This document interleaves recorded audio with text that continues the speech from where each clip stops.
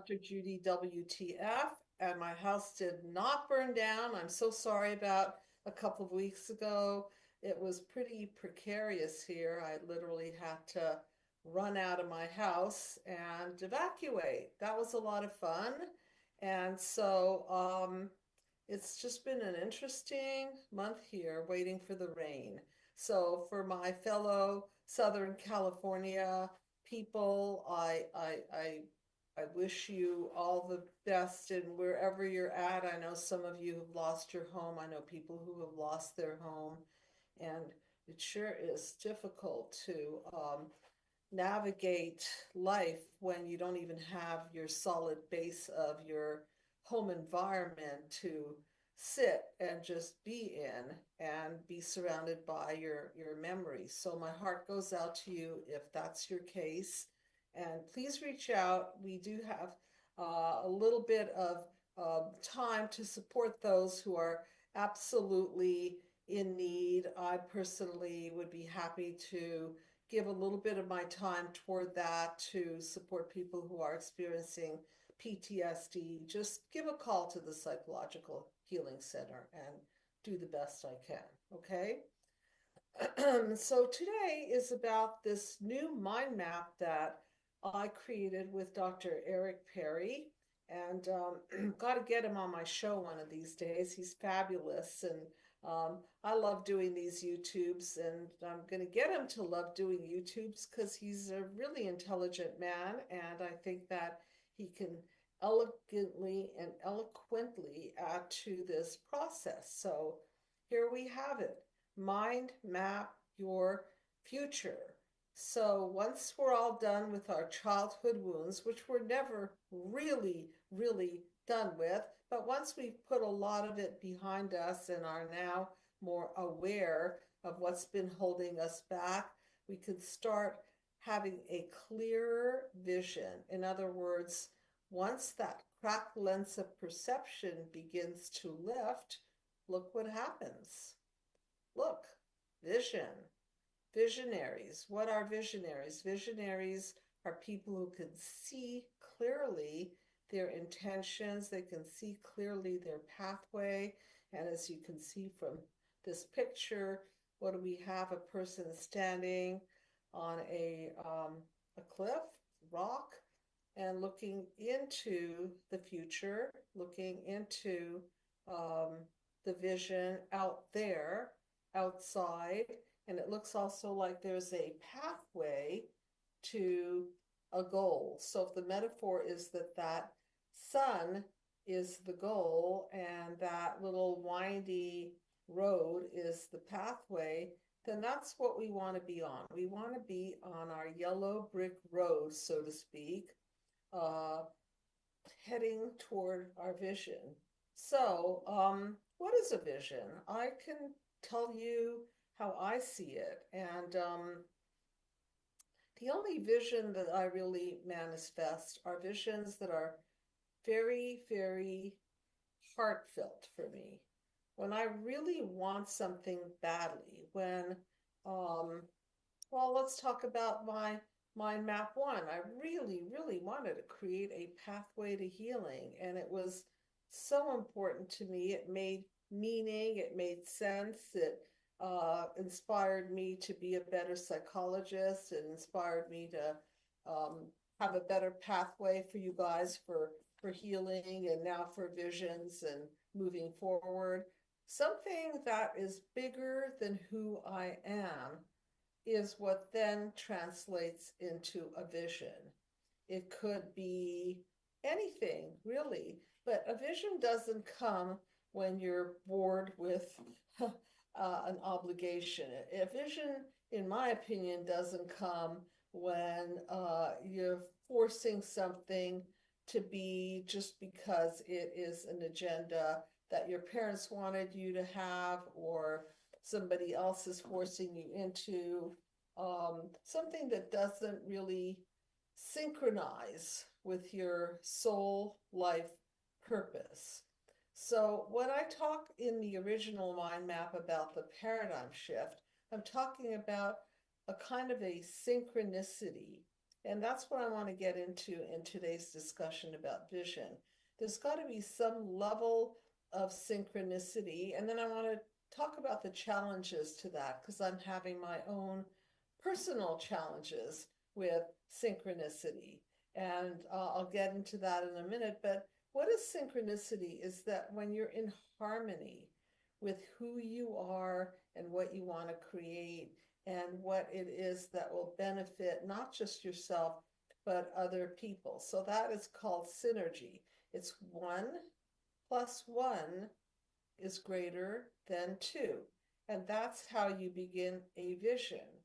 So I hope I get some comments because I really, really am interested to know what your visions are. It's the beginning of the year, fresh start, new opportunities for visualizations and being a visionary and a creator.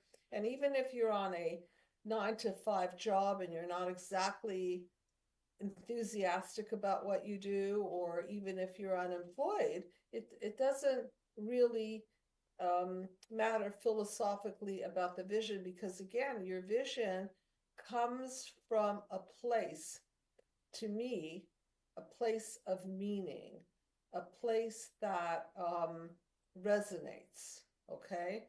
A place that is inspirational and creative. Anybody out there want to share their vision? Please do call in 323-524-2599.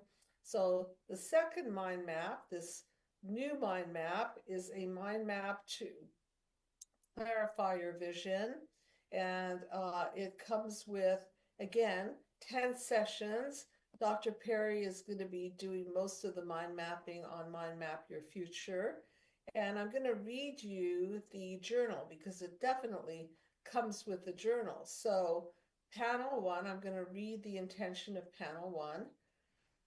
Panel 1 is used to focus and clarify intentions to envision your ideal future. It helps you define your success and happiness across areas like your career, your personal goals, your lifestyle, letting your inner light guide you. And that's what I'm talking about, your inner light, because your inner light is supposed to be something that you're excited about, something that is the light, your light within you. Some of you are artistic, some of you are more left brain, some of you like to help in the area of nutrition or health. Some people like to help in the area of art and innovative science. Whatever it is that is your personal talent or personal propensity is where I would start with vision. Let's go back to places in our lives where we were young and innocent and we didn't really have a lot of people telling us what to do or telling us what we should do specifically. And let's tap into our play as children. So I want you to think back about what you were like when you were really little. Maybe you were 3 or 4 or 5 or 7 or 9 or whatever age you found something that you were really, really inspired by. In my case, it was I love to draw. I always had a pencil or a colored pencil in my hand.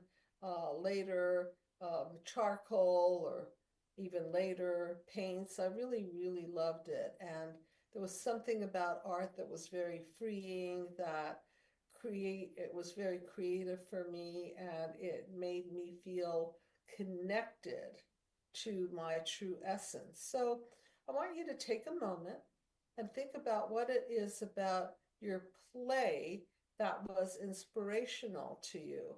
I remember one of my ways of playing, I don't know if it was really playing, but I remember having a cousin who was really, really acting out a lot, and he was very nervous. And I believe now, looking back at it, he might have had what we would now call ADHD and oppositional defiant and all kinds of things. And I loved him so much. He was like a little brother to me. And I would tell him to lie down on the couch, and I would put like a cold compress on his head. And I guess that was the beginning of my desire to help people, put people on the couch. Ironically, now I have a show, Dr. Judy WTF, with the Freud, get on the couch with your emotional ouch. And I think that's where it all started. So don't underplay these little things. These little things are sort of like the linchpin to your inspiration. And I could think of, now that I'm talking about it, I could think of lots of little things along my pathway of life that inspired me. I remember being so loving of dogs. I remember living in Montreal, Canada. The first time I had this massive heartache around a dog was when I saw this dog frozen in the snow in Montreal, and I thought by warming it up, I would make it come alive. Of course, the dog was way dead, but I'll never forget how much I wanted to help the dog and how much love I had for this poor animal who clearly was gone and I couldn't do anything about.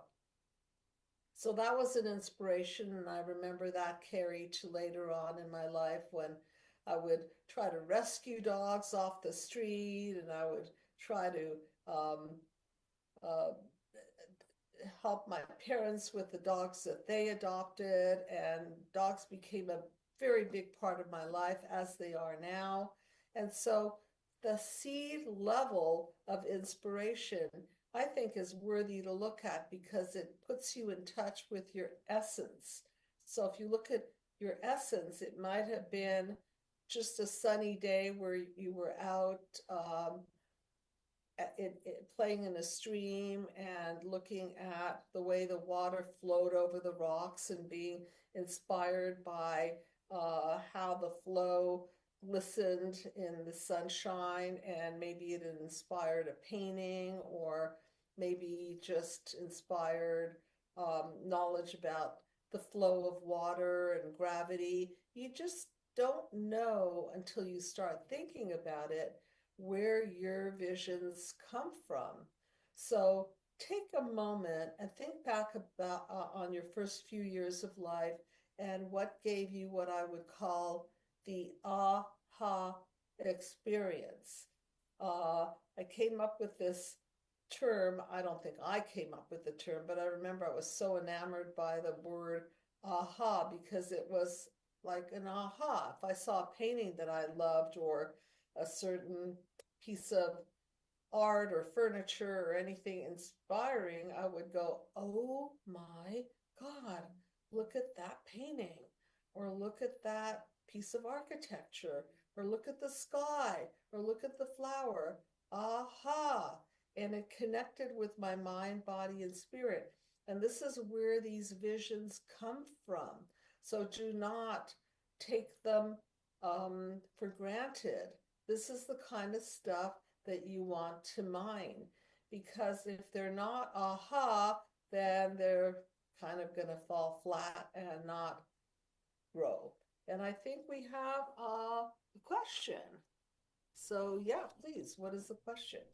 All right, Dr. Judy. Chris asks, are there specific mental states, practices, or environments that would make me more likely to experience an aha moment? I think so. I think we can all say that when we're in a relaxed state and we blur out our cognitive overload by, for me, it's actually sitting in a hot bathtub. I love that because I could just close my eyes and kick back and start staring out the window and looking at the leaves and the sky and all the shadows cast upon my room. And I can have that aha experience. For me, it might even be looking in the eyes of my dogs and just melting out of love for them, and looking at the beauty of their fur or their glistening eyes. So I think that once you put yourself in this state, so rather than a mindset, it's more like a state. It could be a relaxed hypnotic state. I used to do hypnosis back in the day when I was a student of psychology. I took a lot of hypnosis classes, and sometimes when we practiced the art of hypnosis, I would go down, down, down into these different levels, and the levels were places where I can rest and look around and become aware. So anything that brings you to that could be meditation, hypnosis, it could be prayer, it could just be stillness. I love the idea of just being still and staring at things. And here's one for you. I remember I lived in a house and the bathroom had marble floors, and I used to stare at the marble floors. And every time I stared at the marble floors, I would see something different. Like I might see a horse emerge, or I might see leaves and mountains and shapes of people. And it made it very interesting for me just to get into that meditative state of staring and allowing myself to see things that emerged out of patterns. And I later adopted that idea to clouds. And I remember I'd be driving with my grandson and we'd look at the clouds and I'd ask him, what do you see? Oh, do you see the bird, or do you see the dolphin, or do you see the flowers, or do you see the big elephant, or do you see the mountains, not the real mountains, but the cloud-shaped mountains? And it was always so much fun to take the elements of nature and create and blur your vision to the point where you don't have to have a right answer. Like there are no right answers. When you stare at a piece of marble with patterns, there are no right answers. When you stare at the clouds and they just morph and then they blow and then a different shape emerges, it's very, to me, it's very aha, because it can inspire a story. And that's what I did with it. I would say, I would create a story out of the way the clouds blew, and the clouds would make different shapes and patterns, and then the story would change. So do you see what I mean by relaxing your mind and being in a mindset of playfulness and creativity and maybe even silliness and non-judgment and just seeing what emerges? And sometimes that is sort of like the primordial soup of creativity. You know, when you're a kid and you're playing in the mud or splashing around in the water or just playing with leaves, you don't know what's going to emerge. All you know is that it's interesting and it's your own unique way of taking the elements and shaping them with your mind or with your hands or both. So these are the creative elements. And through this kind of play, you start to tap into your vision. And so as you go through life and you get inspired by, for me, what's inspiring is making a difference in other people's lives. So I did this through many venues. I remember being so disgusted with my father smoking, and at one point my mother smoking, although she quit first. And I was so upset by it that I joined a stop smoking center and then started my own stop smoking program and wrote a book called Kick It, which then turned into Dr. Judy's Habit Breakers 5-Day Stop Smoking Plan, which is actually still out there somewhere on Amazon. But it got inspired from the love and actually the fear that my father would die of cancer, which he did. Couldn't do anything about it, but at least I felt like maybe if I learn about stopping smoking, I can make a difference in his life. And in the meantime, what ended up happening is I made a difference in a lot of people's lives, not his in this area, but a lot of other people's lives. And I was very, very inspired to do that. So I think it's a gift. It's a gift from God, the universe, whatever you want to call it, when you get touched, moved, and inspired. And you don't know where it's going to lead to, but I'm saying follow the yellow brick road and keep that beautiful golden thread alive and don't minimize it. So here are some questions that we ask in these in panel one. First question is, what is your vision for the ideal future, and why is it meaningful to you? So again, the word meaningful is really, really important. I don't like to do things that are not meaningful to me. And I told you that I would talk about my challenges with my own visions. And the biggest challenge I have is that I have visions of interconnection and having people in my life that I can have deep rooted conversations with and emotional intimacy with and growth partners and so on. But here's the challenge. I don't find too many people that I can relate to on that level. So the painful part of having a vision is when you don't find your playmates to play with, or you don't find your synergistic partners to synergize with. But don't let that kill your vision, because I think that as you continue to do your vision, my belief is that I will meet more and more like-minded people on the pathway to deepening meaning and having growth partners who challenge you, and and people who evolutionarily will help you climb the ladder of your own success.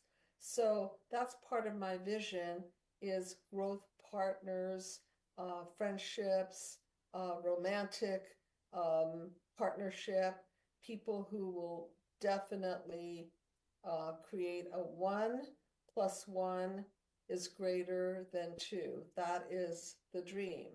And so what I can't control very much at all is other people. So what I can control is just staying in the process of developing the desire to have the interconnection and the depth of relationship, and thinking that as I put that out there, other like-minded people who resonate to what I'm saying are going to step up and say, wow, I want to play.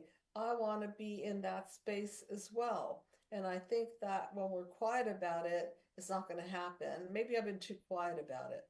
So we've got to talk about what our vision is so that people could catch the wind of our vision and join us within that vision. I mean, one of the most powerful songs on the planet was John Lennon's Imagine All the People, right? He had a vision, imagine all the people living life in peace. And I don't know anybody who doesn't know that song and isn't absolutely touched, moved, and inspired by it. And sometimes going back to what creates that space, the question that this person asked, sometimes music might create that space. When you're in a space within the music that creates a flow. There was a Hungarian psychologist, I believe he was a psychologist, 𝗬𝗎𝗓𝗏𝗏, and he talked about being in the flow. And when we're in the flow and things relax within our bodies and we're able to be in a kind of like a dream-like state and tap into ourselves, tap into a bigger universal flow that is inclusionary of who you are being and who you're emergently developing yourself into. So these are the kinds of things. Also, I happen to be a person who has a lot of dreams, and sometimes my dreams are inspirational. I share one of my dreams in my book, Be the Cause Healing Human Disconnect. You can read about it. It's my dolphin dream in panel number 9. And for those of you who do not have a copy of my book, Be the Cause Healing Human Disconnect, please do order it from Amazon.com, or you can get a PDF version by requesting one.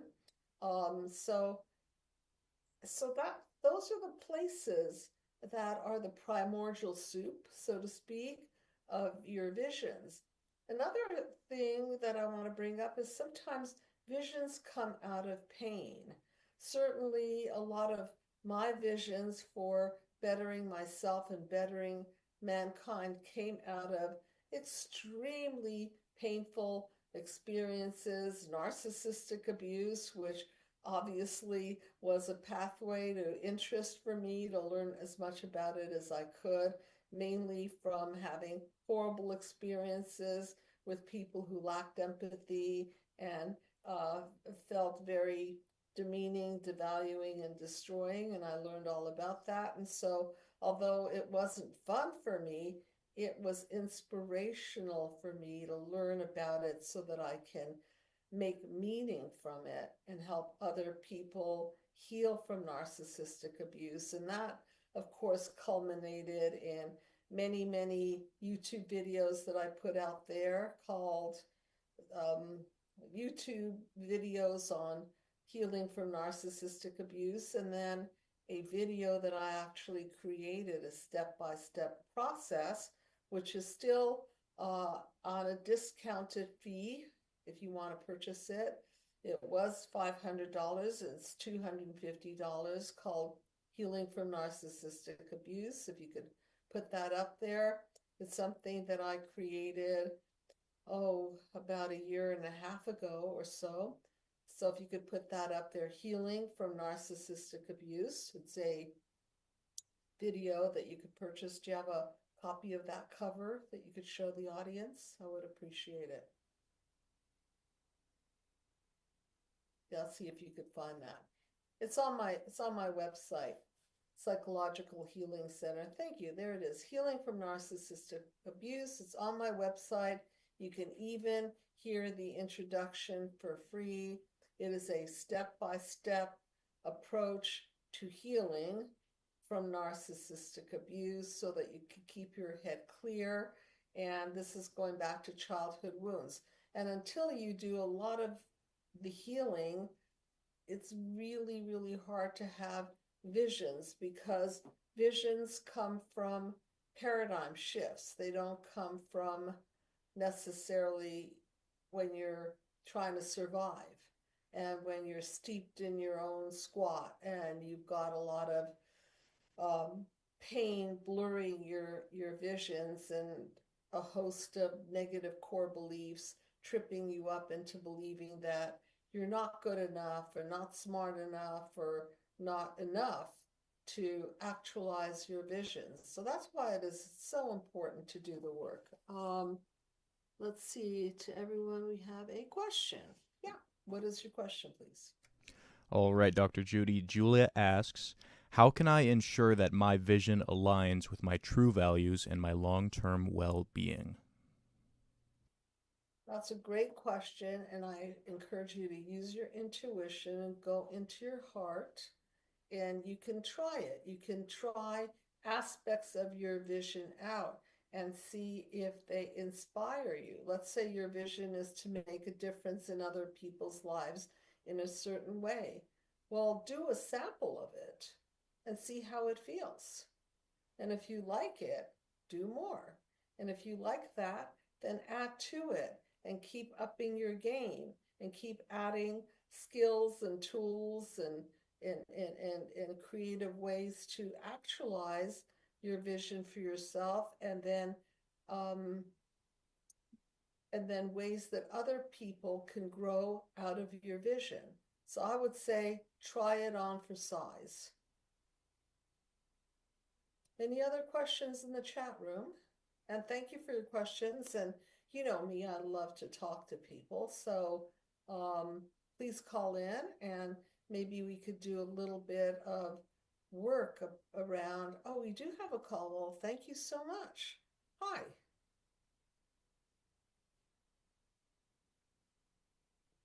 Do we have the caller there?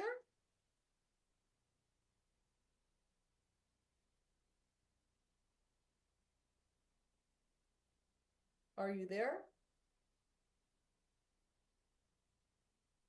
Yes, I had to unmute. I was on. Can you hear me? I can hear you. Okay.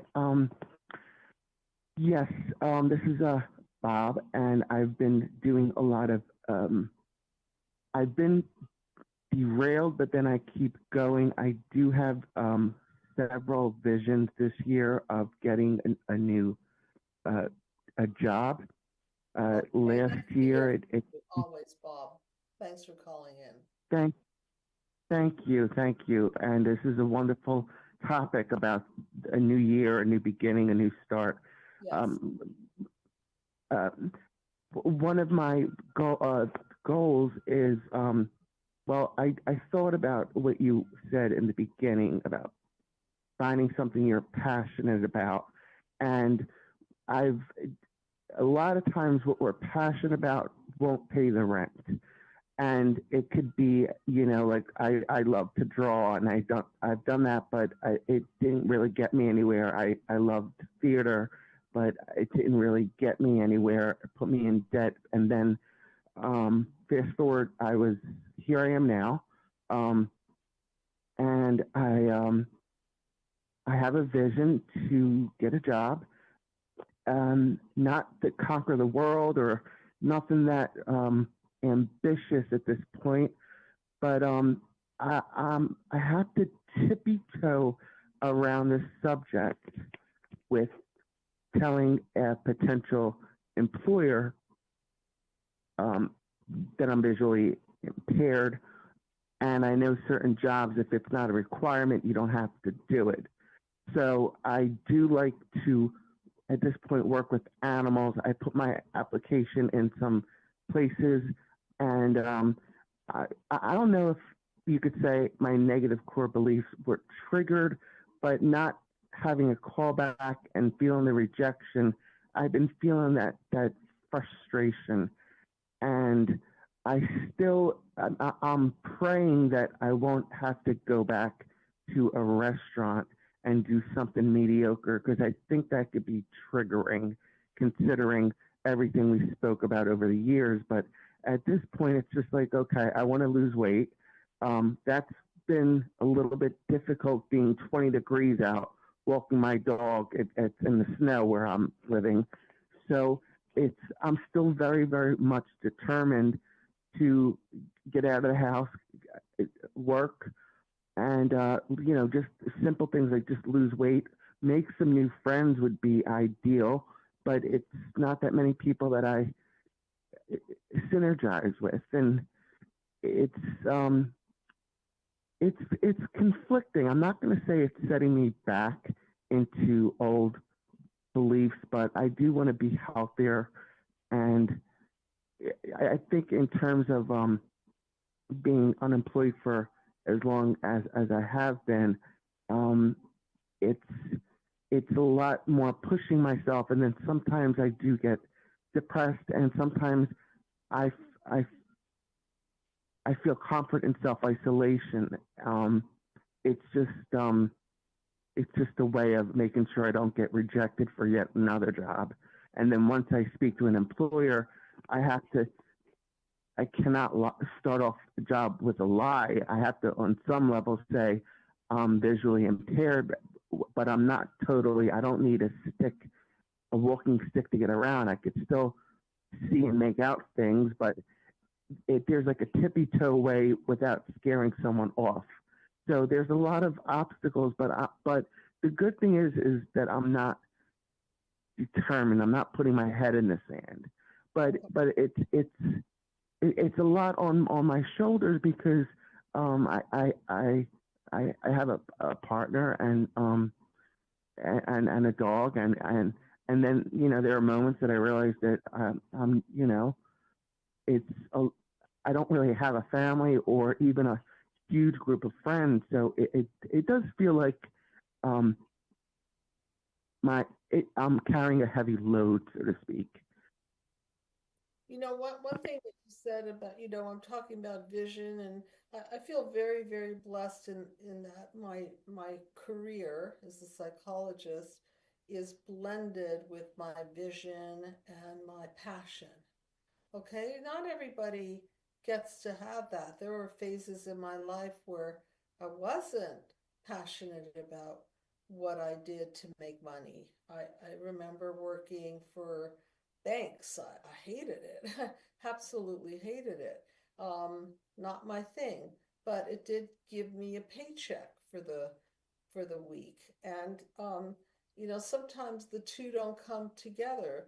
But then, you said something about, well, my artwork won't pay the bills, or so maybe if you don't blend the two, if you don't put that much pressure on yourself to say, well, my vision has to be my avocation. Okay, maybe your vision is helping animals, and maybe you're not going to get paid for helping animals. Most people don't.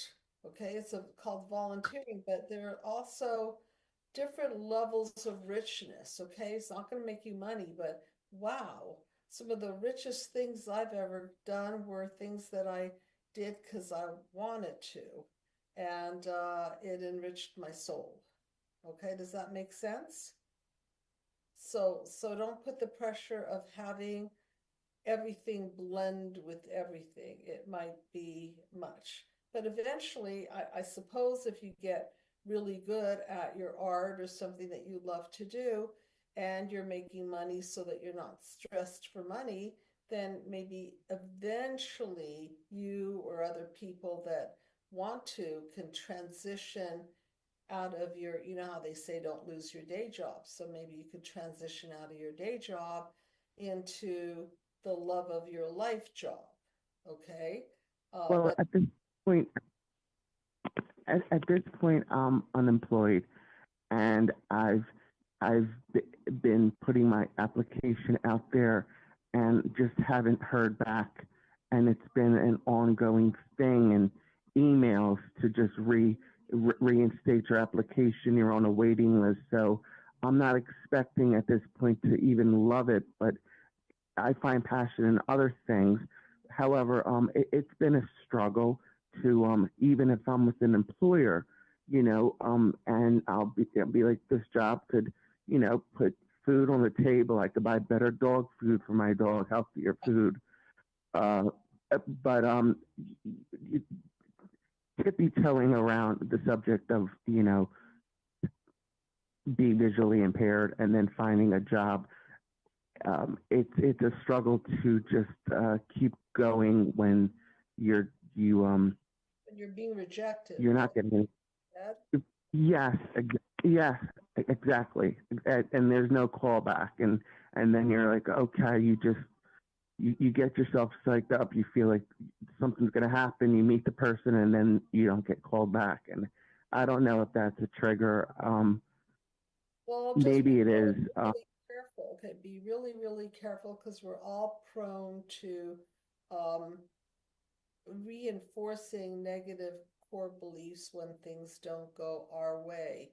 And what I mean by that, I was just talking to one of my patients about that when things don't go as planned, then the tendency would be to prove that you're not good enough, or not smart enough, or not lovable enough, or not something enough. Okay. So if you don't get a call back, it can actually feed the monster of your negative core belief. Oh, I didn't get a call back because I'm not good enough, or my site isn't good enough, or I'm too this or that. So we have to be really, really careful that we don't project on the rejection as to why, because we don't know. I mean, I'm sure companies receive tons and tons of requests for work, and some people get the job, some people don't get the job. I don't know what their method of vetting people is, not at all. Um, but again, sometimes when you're not getting something that you want, maybe it's time to just look somewhere else and think of something else, and go back to that your childhood self. What did you like to do? Maybe you like to organize, or maybe you like to cook, or maybe you like to, I don't know what, but it doesn't, like I think sometimes when I talk, I think, oh, something has to be like huge, aha, hugely profound. But what if it's just a little bit, just a little bit inspirational, or just one little tiny step above what you're doing or feeling, one little elevation. I did a show called Yeah. Bit by Bit. Like, I don't remember the title, but it was something like evolving bit by bit. It doesn't have to be a gigantic step. For the days that I feel really tired and really uninspired and negative and all that, sometimes I just think, clean out one drawer. Okay, just one. I might even have to force myself, or just do like 10 push-ups against the sink, or just uh I don't know, anything. Okay, just to kind of give my mind, body, and soul feedback that I'm evolving, even if it's 1 millimeter. Okay, so it doesn't have to be big. So right now you're telling me that you are not employed, correct? Unemployed. Correct. Yes, Okay. yes. And Okay. I do have and that in itself has been frustrating. And even though I'm putting myself out there and dealing with the rejection, or just, uh, you know, um, I get so much different feedback. I should have went back and followed up when it's sometimes it could be a real heavy on my head. It's been a while since I was employed, because after I had 2 surgeries and got all better. Like the Tin Man, I had to get myself greased up and a couple new shoulders, but it's all good now. But I just looking for something that it's just something simple. I'm not looking to conquer the world, or to anything like that. And even that is, you're on a waiting list. So yes, And you it's know what? Sometimes I'm thinking people have to do something a little bit different. Do you understand? Like, if your traditional way isn't working, maybe it's time just to walk in to a place and say, hey, um, I like, what do you need? And this is what I could do. And let me show you, even if you have to volunteer there for a day.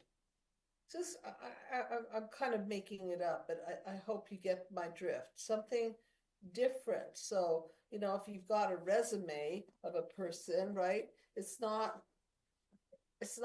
outstanding, because there are going to be a lot of resumes. But if you walk in there with a smile on your face and say, hi, I would like to offer you my skills in organization, or whatever it is that you do. And I don't want you to hire me until you feel confident that I can be a +1 for your company.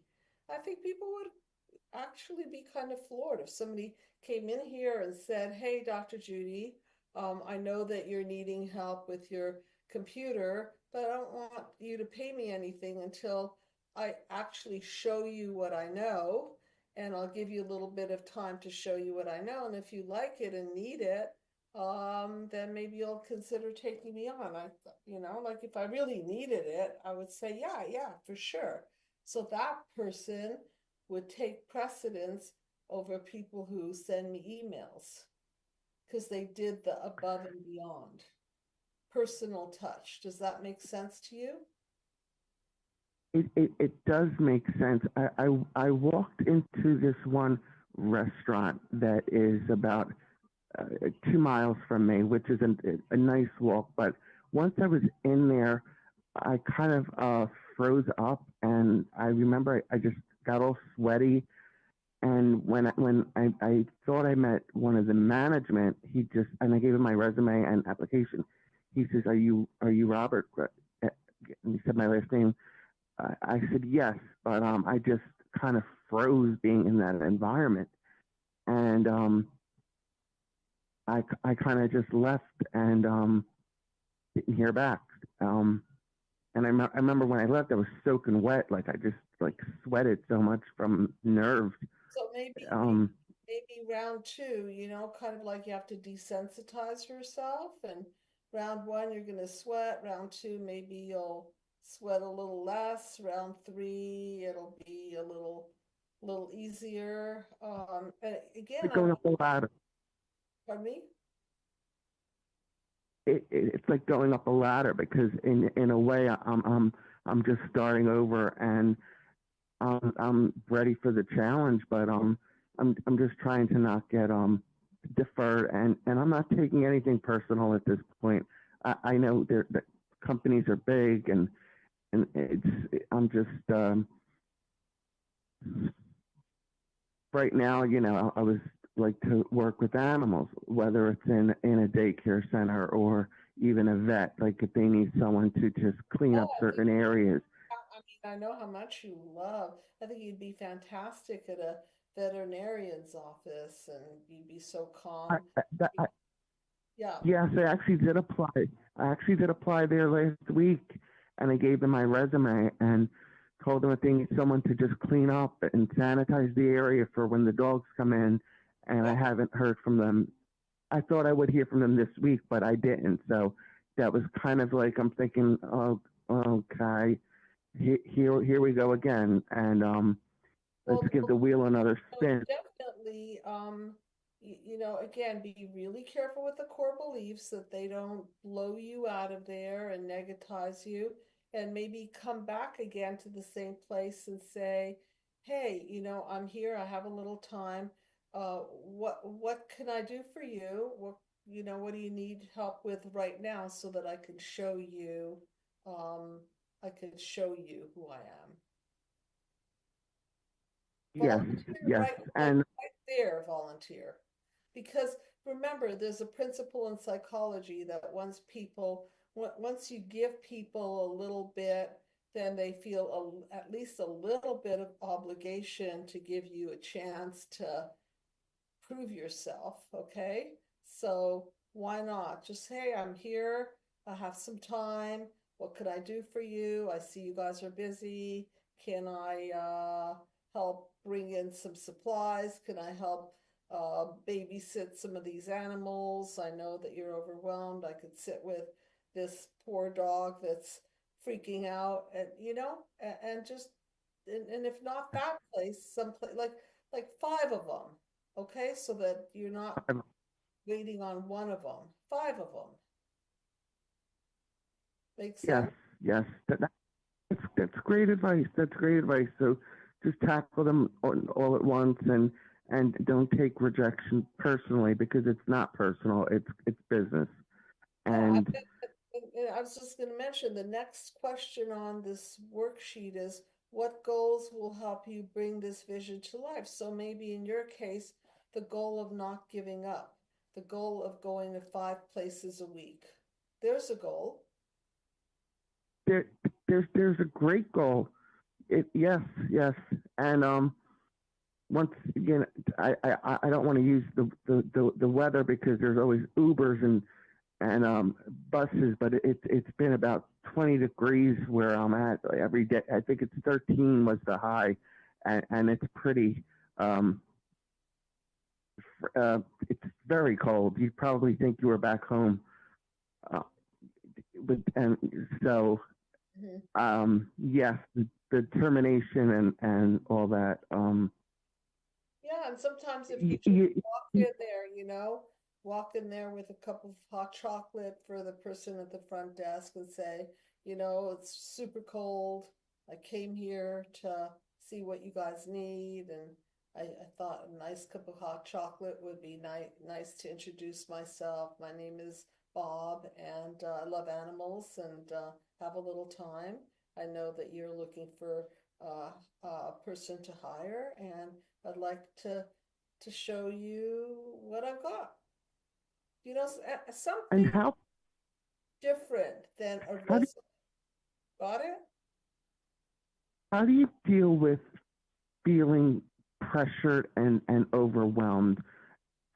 How do you shake that off? Like when you're just like enough, like when you just feel that you're just pressured and it's getting like the clock keeps ticking and you feel overwhelmed. How do you just shake that off? I just take a step back. Whether Take a step back and relax and then come back at it. It's like, I go work out. I don't always love what my trainer tells me to do, and I get overwhelmed, and it's like, oh my God, really? I have to lift that, or, I've got to do that. You've got to be kidding. And then I just do it, and then I rest in between. Then I do it again. And my goal is that I don't want to stop. I don't want to let my muscles atrophy. I don't want my skills to die down. I want my skills to ramp up. And that's my goal. It's like when I want to be, I can get a little stubborn. Like, in the case of my Taekwondo, I quit Taekwondo for maybe 17 years. Maybe 17 years. That's a long, long break. And I went back in March, April, I went back to my master, and I was afraid that he'd just say, like, what are you doing here? It's been so long. But he's just said, no, come back right now. And I've been dedicatedly going back to him twice a week. And let me tell you, he's 80 years old. He's got 11 black belts, and he kicks my butt, and he's really hard on me, and I don't always like hmm, it. And he's very critical, and he'll say things like, too slow, And I don't care. My ego's out of it. I laugh and I just think, there's nothing in the world this guy could tell me to keep me from not coming back, because I'm not letting it go. I'm not. So there's got to be a little bit of stubbornness. Hopefully, I said that to be a bit of an inspiration. Like, nope, I don't care if I'm the worst one in the class. I don't care if I'm very old and decrepit. I'm just going to show up. Just show up. and Okay. I think that's my take. I think that's my takeaway. What you just said is to just kill my ego, kill Yeah. Yes. everything, Yes. destroy it. And picture that your instructor or anyone as just saying, keep going and just destroy every bit of that ego. And Right. that's my motivation. That's a great takeaway. And I think I want to keep with that note. So that really helped. And thank you. And I am enjoying this new segment, and I look forward to the rest of it, the series that you're going to do. Thank you. I'm So going to go on in with the mind map of your future, okay? And if any one yeah, of you all, want to participate in it, call me, of course, at the Psychological Healing Center. And I know we're running out of time. And don't wait. Sometimes don't wait for great aha and inspiration, like with my Taekwondo. Just go, just do it anyway. And I'm so glad that I am, because I am getting better at it, and my skills are developing. And once in a while, my master will throw me a bone and say, 𝗬𝗏𝗧, good work today, getting better. Usually he says, too slow, you talk too much. We training now. No talking. So, okay, so that's it for today, everybody. We will continue the yellow brick road journey to mind map your future. Thank you so much, Bob, for calling in and for everybody's questions, and I'll see you next week. Good night.